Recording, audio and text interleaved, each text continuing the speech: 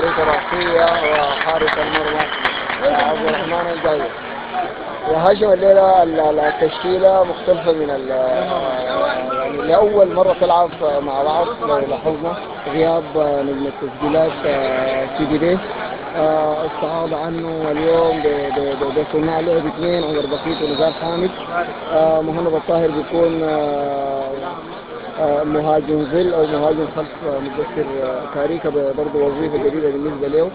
ونتمنى انه ايضا مروان الحريه طبعا يعني غايب له في الكوره. الحريه مروان الحريه في التشكيله؟ لا كان غايب يعني.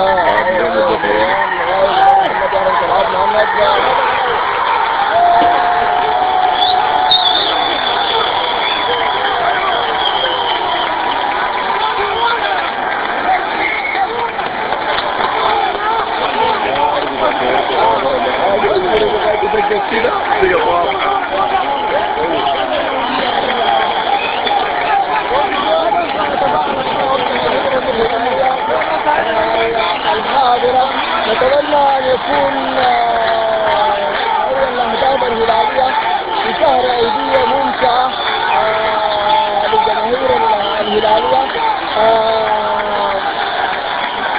الهدف تسديدة قوية من مهند الطاهر خارج خط 18 سكنت في مقص المرمى شمال الحارس السابق للهلال وحارس الموجودة في عند الميدان، بإخراج اللاعب مهند الطاهر وإدخال. يا سلام يا سلام يا سلام يا سلام، جول جول جول جول.